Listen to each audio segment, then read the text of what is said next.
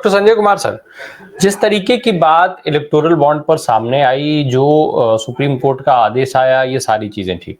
अमित शाह साहब को अब ये डर लगने लग गया है कि काला धन की वापसी हो सकती है। सर, नोटबंदी हुई थी, नोटबंदी का खूब प्रचार प्रसार हुआ था और ये बात बार बार भाजपा के तमाम नेताओं ने मंचों से कही है कि नोटबंदी ने जो है वो काले धन पर काले धन वालों की और तमाम जालसाजों की कमर तोड़ करके रख दी। तो जब काला धन खत्म कर दिया गया नोटबंदी के बाद, नोटबंदी के माध्यम से, तो फिर किस काले धन की वापसी का डर अमित शाह साहब को सता रहा है? दूसरा एक चीज मैं और समझना चाहता हूं सर आपसे, जो ये बात हो रही है इलेक्टोरल बॉन्ड और चंदे की, जो असमानता चंदे की दिखाई गई, एक तरफ 50% से ज्यादा और फिर बाकी उसमें जो कांग्रेस कह रही है कि भाई हमारे 11% हमें मिला, किस तरीके से मिला, कैसे मिला, वो सारी चीजों की बात हो रही है। इसके साथ साथ जो पुरानी पद्धति थी जिसका भी जिक्र जैसे विवेक सर भी कर रहे थे, चंदे का खेल पहले भी होता था, चंदा पहले भी लेन देन होती थी। तो क्या कुछ अंतर है इन दोनों पद्धतियों में और किस तरीके से इलेक्टोरल बॉन्ड की पद्धति जो है वो बेहतर बता रही है आज केंद्र की सरकार? राम प्रकाश जी, आपने बड़ा ही एक मौजूद प्रश्न किया है। काले धन को लेकर जो आपने बात की, प्रधानमंत्री ने 8 नवंबर 2016 को घोषणा की थी और नोटबंदी कर दी थी। 500 और 1000 रुपए के जो नोट थे वो प्रचलन से बाहर चले कर दिए गए थे, जो हमारे कुल मुद्रा का 86% था। आरबीआई की रिपोर्ट 2016-17 में जब आई तो उसमें स्पष्ट यह बताया गया कि उसमें से 99% जो नोट थे वो पुनः वापस में आ गए, 500 और 1000 वाले। तो एक तो पहली चीज तो यह हमें लोग समझना है, प्रधानमंत्री जी ने जिस उद्देश्य को लेकर कि काला धन हमें समाप्त करना है और 99% नोट वापस आ गए थे, एक तो यह चीज। दूसरी चीज, उसकी जगह पे भारत सरकार ने 2000 रुपए के नोट छापना शुरू किया। सच पूछा जाए तो जब से 2000 का नोट आया, यानी अपने आप में बड़ा ही कह सकते हैं एंटीथेटिकल लगता है कि 500 और 1000 के जरिए आपको तो लग रहा है कि काला धन जबरदस्त तरीके से भारतीय अर्थव्यवस्था में आ गया, लेकिन 2000 नोट के जरिए ये लग रहा था कि काला धन समाप्त हो जाएगा। अब तो खैर 2000 नोट का भी प्रचलन बंद कर दिया गया है और जब वो बाहर आएगा तो शायद पता चलेगा कि कितने लोगों के पास है। मुझे तो साल भर 1.5 साल हो गया होगा 2000 का नोट देखे हुए भी। एक तो यह प्रश्न है। तो सवाल उठता है कि गृह मंत्री जी अमित शाह जी जो सवाल खड़ा कर रहे हैं कि क्या वो व्यवस्था अच्छी थी जिसमें नकद लेन देन होता था और उसके जरिए काले धन की पुनः वापसी हो सकती है, ये तो कोई बात कह ही नहीं रहा है। कोई भी पार्टी ऐसा नहीं कह रही है, कोई भी पार्टी और न कोई जनता ऐसा चाह रही है कि नकद में कोई लेन देन हो और राजनीतिक दलों को चंदा मिले, ये तो बिल्कुल स्पष्ट है। तो सुप्रीम कोर्ट ने जो निर्णय दिया है वह न सिर्फ सही है, बल्कि मैं तो कहता हूं कि भारतीय राजनीति की शुद्धता के लिए एक ऐतिहासिक निर्णय है। और जिस प्रकार से सरकार ने इलेक्टोरल बॉन्ड को लेकर कंपनीज एक्ट में परिवर्तन किया, क्योंकि उसके पहले भी कंपनियां देती थी चंदे के तौर पर, हर एक पार्टी को देती थी और उसमें स्पष्ट यह था कि 3 साल तक, कम से कम 3 वित्तीय वर्ष तक कम से कम कंपनी को लाभ की स्थिति में होना चाहिए और उस लाभ का अधिकतम 7.5% ही वह चंदे के तौर पर दे सकते हैं। इस वर्तमान सरकार ने यह किया कि यह क्लॉज हटा दिया, लाभ वाला क्लॉज हटा दिया और जो सीमा है उस सीमा को भी हटा दिया। यानी जब इस बार की जब आप लिस्ट देखेंगे, तो मैं किसी कंपनी का नाम नहीं लेना चाहता हूं, लेकिन आप देखेंगे कि वह कंपनी जो घाटे में है वो पता चला 300 करोड़ का चंदा दे रही है, 500 करोड़ का चंदा दे रही है। ये कैसे संभव है कि घाटे में चल रही कंपनी 300 करोड़ का चंदा दे दे? एक तो यह प्रश्न। दूसरा प्रश्न ये है कि वे कंपनियां जो जिनके ऊपर ईडी और सीबीआई के जो छापे मारे गए, लगभग जो टाइमिंग ऑफ जो छापा है उसको अगर आप देखेंगे तो उसके बाद पार्टी को चंदा मिलना शुरू होता है। ये दोनों चीजें जो हैं वो बड़े गहरे चिंता का विषय है। और एक तीसरा जो प्रश्न या तीसरी बात जो मैं कहना चाहता हूं वो ये है कि भारतीय राजनीति के शुद्धिकरण के लिए बहुत जरूरी हो गया है कि समाज सेवा के नाम पर जो राजनीति हो रही है अब वो खत्म होना चाहिए। कोई भी नेता समाज सेवा के लिए नहीं है और स्पष्ट नियम कायदे कानून बन जाए, इसको एक प्रोफेशनल दर्जा दिया जाना चाहिए। और मैं तो स्पष्ट यह कहता हूं कि कंपनीज क्यों पैसा दे ही चंदा दे, भारत की इतनी विशाल जनसंख्या है, केवल जनता वोट चंदा दे सकती है, 100 रुपया, 50 रुपया, 300 रुपया जो भी हो, और इस प्रकार से जो भी है, और इसके लिए एक संवैधानिक व्यवस्था भी की जा सकती है कि बजट का एक हिस्सा एलोकेट किया जा सकता है कि चुनावी प्रचार के लिए या चुनावी जो प्रबंधन होता है जिस समय चुनाव होता है उसके लिए किया जा सकता है। मुझे लगता है ये चंदा वाला सिस्टम ही समाप्त होना चाहिए। कोई कंपनी को चंदा दे ही क्यों, सवाल वहीं पे खड़े होते। और जिस प्रकार से वर्तमान सरकार ने यह काम किया, बहुत बड़े सवाल खड़े होते हैं। आप डेटा के जरिए भरमा सकते हैं लोग, यह कह के कि 6,000 करोड़ रुपया केवल मिला भाजपा को और बाकी पार्टियों को 14,000 करोड़ रुपया मिला, हमारी तो सीट संख्या इतनी है, कि कुल मिलाकर यह भरमाने वाली काम है। और मुझे लगता है कि देखिए इसमें कहीं भी कोई पारदर्शिता नहीं है। और हम लोगों को यानी पूरे देश को समझना चाहिए कि राजनीति को अगर आगे बढ़नी है और सुप्रीम कोर्ट ने जो निर्णय दिया उसका एकमात्र आधार है how to conduct a free and fair election in the country। fair and fair election में ही, ये फेयर इलेक्शन का ये लेवल प्लेइंग फील्ड नहीं हो सकता जिस प्रकार से चंदा मिला है तमाम सारे दल। जी Ram Prakash ji Sanjay sir, PM care fund का जिक्र कर दिया राजाराम सर ने। सवाल में कुछ और लेने जा रहा था लेकिन जब चूंकि जिक्र आ गया तो पहले जरा उसको समझ लिया जाए। पीएम केयर फंड आखिर क्या ऐसी मजबूरी हो जाती है सियासी दलों की या सरकारों की कि वो चाहते हैं कि उनके लेन देन का हिसाब जो है वो जनता कभी ना समझ पाए। कोई भी लेन देन हो तो जनता उसकी बात ना समझे। भाई राफेल का मुद्दा उठाया गया तो बजाय क्लेरिफाई करने के ये कहा गया कि देश की सुरक्षा से जुड़ा मुद्दा है। सर आखिर ऐसा क्यों नहीं करती हैं सरकारें या सियासी दल या नेता की उनके ऊपर जब भ्रष्टाचार के आरोप लगते हैं या इस तरीके का जब आंकड़ों से अगर चीजों को क्लियर किया जा सकता है तो सरकारें या राजनीतिक दल नेता इससे क्यों बचना चाहते हैं? भाई पीएम केयर फंड की बात है, जब लगातार इतनी मांग उठाई जा रही है तो क्या दिक्कत है सरकार को ये बताने में कि भाई पीएम केयर फंड में ये पैसा इतना जमा हुआ है, वो पैसे भाई हमने जनता के इस काम पे इतना खर्च किया, इस काम पे इतना खर्च किया, इस काम पे इतना खर्च किया गया। निश्चित तौर पे जब आप दावा कर रहे हैं, आज जब सत्ता दावा कर रही है, सरकार दावा कर रही है कि हमने देश के विकास के लिए इतना काम किया है, तो इतना काम किया है तो पैसा लगाया होगा ना, तो आप बता दीजिए। तो बताने में क्या दिक्कत आती है, क्यों नहीं बताना चाहते हैं ये लोग? देखिए राम प्रकाश जी, पीएम केयर्स फंड की स्थापना 27 मार्च 2020 को की गई थी और उस समय कोविड का प्रकोप भारत में एकदम से आ गया था। तो पहली चीज तो यह समझना है कि कोविड के कारण जो विपरीत स्थिति भारत के समक्ष उत्पन्न हुई, बड़ी गंभीर परिस्थिति थी। तो तब भी यह लॉजिक समझ में आता है कि चलिए प्रधानमंत्री ने आनन फानन में पीएम केयर्स फंड की स्थापना की और उसके जरिए कोविड प्रभावित लोगों को जो भी सहायता हो सकती थी उसके जरिए उन्होंने प्रबंधन किया। यह बात तब भी समझ में आती है। लेकिन सवाल उठता है कि इसकी सूचना देने में फिर क्यों आनाकानी हो रही है, ये दूसरा प्रश्न है। सूचना तो देना ही चाहिए। एक आरटीआई के जरिए जब मांगा गया सूचना तो यह कहा गया कि यह एक निजी फंड है, यह सरकार द्वारा नहीं है और इसकी सूचना नहीं दी जा सकती है। जबकि इस फंड का पूरा प्रबंधन आप देखेंगे तो अवर सचिव मुख्य स्तर के अधिकारी करते रहे और नॉर्थ ब्लॉक में इनका ऑफिस बना रहा। तो ये किस प्रकार से प्राइवेट फंड रहा? तीसरी चीज ये है कि जब अगर केवल सहायता, मानवीय सहायता के दृष्टिगत रखते हुए यह फंड इकट्ठा किया गया तो इसमें तो बिना किसी देरी के सरकार को स्वयं या प्रधानमंत्री के, चूंकि इसके पदेन एक प्रकार से आप कह सकते हैं कि संरक्षक के तौर पर आप कह सकते हैं, उनको स्वयं ही कह देना चाहिए कि ये फंड है, इतना पैसा आया, इतना कोविड प्रभावितों के ऊपर खर्च किया गया, ये पैसा बच रहा है या घट रहा, जो भी इस प्रकार के करना चाहिए।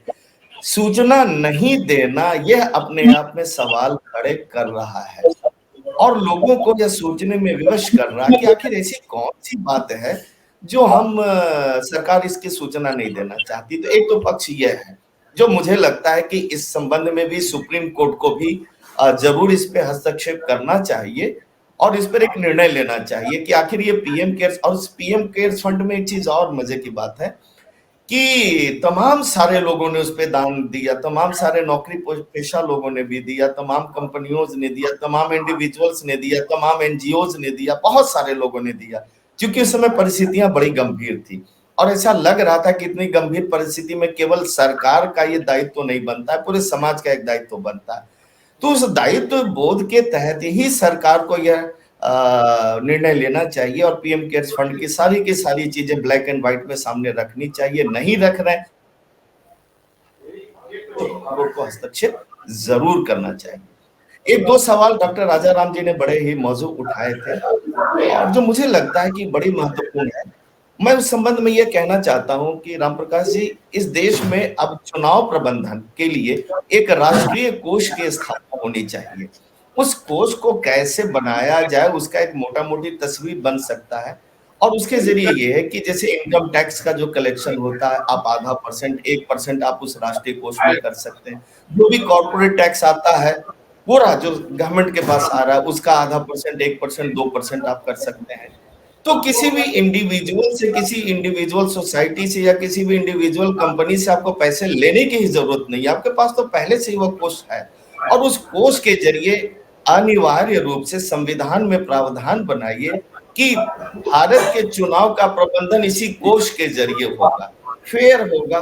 जो सुप्रीम कोर्ट की जो यह मंशा है कि फ्री एंड फेयर इलेक्शन की, वह मंशा भी इससे स्थापित हो जाएगी और जो ब्लैक मनी की जो मंशा है जो तमाम पार्टियां चाहती हैं उस पर भी लगाम लग जाएगा। और सबसे बड़ी चीज है कि सभी पार्टियों को एक बराबर, एक फेयर लेवल प्लेइंग फील्ड मिल जाएगा। उसमें यह आरोप भी नहीं लगेगा किसी पार्टी को ज्यादा मिल गया या किसी पार्टी को कम पैसा मिल गया, सभी को उस प्रकार से। और मुझे लगता है इस प्रकार की व्यवस्था तमाम यूरोपियन कंट्रीज में है और उसको अगर हम फॉलो करें तो देखिए, बातें तो हम बड़ी बड़ी करते हैं लेकिन जब पॉलिसी मेकिंग की बात आती है तो वहां पे हम लोग कोई ना कोई चोर रास्ता ढूंढने की कोशिश करते हैं और इलेक्टोरल बॉन्ड वही चोर रास्ता था। आज जब कलई खुल गई है तो फिर से वही आरोप और प्रत्यारोप लगाए जा रहे हैं जो बिल्कुल कतई उचित नहीं है। इस देश के चुनाव को निश्चित तौर पर उसके शुद्धिकरण की आवश्यकता है और उसके लिए मुझे लगता है कि राष्ट्रीय कोष की स्थापना होनी चाहिए।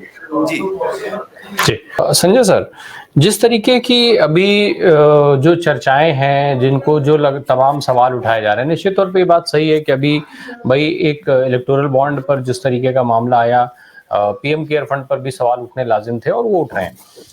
राज्यों के पास फंड होते हैं, चीफ मिनिस्टर का जो फंड होता है, चीफ मिनिस्टर रिलीफ फंड जिसको बोलते हैं या कुछ इस तरीके से, जिसमें तमाम विधायक और तमाम दूसरे माध्यमों से जो है संस्तुति की जाती है और गंभीर बीमारियों में सहायताएं मिलती हैं और इस तरीके की सहायता सरकार की तरफ से की जाती है लोगों की जो अक्षम लोग हैं, उनका खुलासा होता है बाकायदा। विधायक, आप एक एक विधायक के सोशल मीडिया का अकाउंट खंगाल लीजिए, सबने अपने अपने बाकायदा अनाउंस कर रखे हैं कि हमने इस साल में फला फला फला फला फला को इतने इतने राशि की सहायता दिलवाई, माननीय मुख्यमंत्री जी का बहुत बहुत धन्यवाद। जब आप एक पैसे को इस तरीके से उजागर करते हैं तो फिर पीएम केयर फंड को उजागर क्यों नहीं करना चाहिए? क्या हमारा ये अधिकार नहीं है कि हम जो पैसा दे रहे हैं वो हम ये जान लें कि भाई कहाँ खर्च हो रहा है? क्योंकि एक बात जो आप पहले कह रहे थे उसमें एक लाइन में और जोड़ना चाहता हूँ। सरकारी कर्मचारियों का वेतन काट करके पैसा इसमें जमा किया गया था जो सरकार के हाथ में था, तो फिर ऐसे मामलों में क्या कुछ प्रावधान है कि भाई सरकार जो है वो आप सरकारी कर्मचारियों का पैसा या प्राइवेट ऑर्गेनाइजेशंस को भी वो आदेशित कर दे कि नहीं आप अपने कर्मचारियों का 1 दिन का, 1 घंटे का, 1 महीने का वेतन काटिए और वो फलाना फंड में जमा कर दीजिए और उस फंड को कहीं कभी सार्वजनिक नहीं किया जाएगा। क्या इस तरीके के प्राविधान होते हैं? क्या सरकार का ये कदम उचित था कि भाई सरकारी कर्मचारियों का पैसा काट करके आपने एक प्राइवेट फंड में जमा कर दिया जिसको आप प्राइवेट फंड कह रहे हैं? राम प्रकाश जी, पहले तो हम ये समझ लें, पीएम केयर्स फंड का जो फुल नेम जो है वो है prime minister citizens assistance and relief in emergency situation fund. Emergency situation के लिए यह पीएम केयर्स फंड बनाया गया था। आज इमरजेंसी अब नहीं है। उस समय अगर यह फंड बनाया गया तो इसका औचित्य समझ में आता है, और वाकई ऐसी परिस्थिति भारत के सामने या पूरी दुनिया के समक्ष नहीं आई थी, तो वह लॉजिक भी, वह औचित्य भी, वह रैशनल भी, सब कुछ समझ में आता है। उस पर बिल्कुल सवाल नहीं खड़े किए जा सकते। आपने कहा सरकारी कर्मचारियों का योगदान, राम प्रकाश जी, 18 महीने का डीए वह इस कोष में दिया गया। उत्तर प्रदेश की मैं बात बता रहा हूं, कहीं कहीं पे अलग अलग राज्यों में अलग सिचुएशन रही होगी। आज तक कोई सर्टिफिकेट किसी भी सरकारी कर्मचारी को नहीं मिला कि आपका बहुत बड़ा योगदान रहा है इस कोविड महामारी से लड़ने में। कोई सर्टिफिकेट नहीं दिया गया। क्या यह सरकार की जिम्मेवारी नहीं बनती है? सर्टिफिकेट में यही बन जाता कि देश के जज्बा के लिए आपने अपने स्वयं के पैसा जो होता वो न्यौछावर 18 महीने तक किया है। क्या यह देश प्रेम नहीं है? तो सिर्फ देश प्रेम का ठेका एक पार्टी ने लिया है इस देश में। राष्ट्रवाद का ठेका सिर्फ इस एक पार्टी ने लिया है। बाकी इस देश के कर्मचारी, उनका कोई योगदान नहीं है। किसान का कोई योगदान नहीं। अगर अपने जेन्युइन हक के लिए खड़े होते तो उनको सीधे सीधे देशद्रोही कह दिया जाता है। महिला रेसलर अगर खड़ी हो जाती है तो उनको कहा जाता पॉलिटिकली मोटिवेटेड है। इस प्रकार के तमाम आरोप और प्रत्यारोप लगा दिए जाते हैं। तो देश प्रेम का कुछ चुनिंदा कंपनियों को वह टैग दे दिया जाता है, कुछ पार्टियों को दे दिया जाता है। बाकी इस देश को, अगर आज ये 75 साल में भारत अगर आगे बढ़ा है तो इसमें सरकारी कर्मचारियों का बहुत बड़ा रोल है। और मैं इसी के साथ ये भी जोड़ना चाहता हूं कि आपने उनकी पेंशन भी, पुरानी पेंशन जो है वह भी आपने इनकी ले ली। और इस देश के नेताओं को तमाम 4-4 और 5-5 पेंशन मिलता है। 35 साल 40 साल सेवा करने के बाद भी उनको परिवार के भरण पोषण के लिए पेंशन नहीं मिलता। उसके लिए कहा जाता है कि आप न्यू पेंशन स्कीम में चले जाएं। देखिए, बहुत बड़ी विडंबना है राम प्रकाश जी, और मुझे लगता है कि इस देश में बहुत बड़े राजनीतिक, आर्थिक और सांस्कृतिक बदलाव की जरूरत है। लेकिन जिस प्रकार से कुंडली मारकर कुछ पार्टियां देश प्रेम का नाटक कर रही हैं, मुझे लगता है इसको हमें समझने की जरूरत है। और इसको जब तक, और सरकारी कर्मचारी सभी लोग समझ रहे हैं, ऐसा नहीं कि नहीं, लेकिन जिस प्रकार से संवैधानिक प्रावधान चेंज किए गए, जिस प्रकार से अन्य प्रावधान लाए जा रहे हैं, और जिस प्रकार से प्रताड़ित किया जा रहा है देश, यहाँ के तमाम लोग डरे हुए हैं। कोई बोलना नहीं चाहता है, और उनको लगता है कि अगर बोल दिए जाएंगे तो उनकी नौकरी ना चली जाए, कहीं उनके ऊपर देशद्रोह का ठप्पा न लगा दिया जाए। ये तमाम सारी चीजें, मैं कहता हूँ क्यों नहीं पीएम केयर्स फंड की जांच होनी चाहिए? क्यों नहीं उनको हिसाब देना चाहिए? बिल्कुल देना चाहिए। ये आपका नैतिक दायित्व तो बनता है। एक तरफ आप कहते हैं कि इस भारतीय राजनीति में आप शुचिता लाना चाहते हैं, आप बढ़िया काम करना चाहते हैं, तो आपको स्वयं आगे बढ़ के करना चाहिए। लेकिन ना, उसके लिए आप सारे प्ली देते हैं कि नहीं, ये प्राइवेट फंड है और ये सूचना के अधिकार के तहत ये नहीं आता। ये दोनों चीजें नहीं चलेंगी। एक तरफ आप भारतीय राजनीति को शुद्धिकरण भी चाहते हैं, और बार बार यह कांग्रेस के ऊपर आरोप करना, हर चीज के लिए कांग्रेस दोषी है। अरे भाई, वो दोषी है तो उसका तो फल भुगत ही रही है कांग्रेस पिछले 10 वर्षों में, और उनकी स्थिति बहुत ही खराब हो चुकी है। आपको जिम्मेवारी मिली है तो आपका नैतिक दायित्व बनता है कि इस देश से जो तमाम सारी कमियां, काले धन के नाम पर आप लूट मचा रहे हो, इसके अलावा पीएम केयर्स फंड के नाम पर आप सूचना देना नहीं चाहते हो, इसके अलावा कोई आंदोलन करना चाहे तो उनके सामने कांटों भरी राह बिछा देंगे। आप चाहते क्या हैं? ये तमाम सारे सवाल ऐसे हैं जिसपे आज देश का जो ईमानदार व्यक्ति है वह गहरे सोचने पे विवश हो गया कि हम आखिर कैसे समाज की रचना करने में लगे। और मुझे लगता है कि बहुत ही एक चिंतन, बहुत ही इमरजेंसी सिचुएशन मैं तो कह सकता हूँ एक प्रकार से है कि आखिर करे तो क्या करे। यहाँ की सामान्य जनता, भोली भाली जनता, बुलडोजर की संस्कृति अलग चल रही है। यानी आप कुछ भी अगर सरकार के खिलाफ कह देंगे तो मान लिया जाएगा आप देश के खिलाफ बोल रहे हैं। ये नहीं चल सकता। अब जब चुनाव बिल्कुल मुहाने पर आके खड़ा है, सामने है, आज चुनाव की डेट्स का ऐलान हो रहा है, 2-3 दिन 4 दिन पहले से ये सारी चीजों को किनारे करके पूरा चुनाव में, जो चुनाव होते थे बेसिकली, भाई जनता के लिए चुनाव होता है, जनता चुनती है अपने लिए सरकार, तमाम मुद्दों पर बात होती थी, पूर्व के चुनाव में भी, तब भी बात ठीक है, मुद्दे कि उन वादों पर कितना काम सरकारें करती थी उसको फिलहाल हम किनारे रखते हैं, लेकिन ये देखा जाता था कि चुनावी माहौल तब से शुरू होता था जब मुद्दों की बात तमाम नेता करते हुए देखे जाते थे, चाहे वो बिजली का मुद्दा हो, पानी का मुद्दा हो, रोजगार का मुद्दा हो, महंगाई का मुद्दा हो। राज्यों के चुनाव जो है वो राज्यवार मुद्दों पर होते थे।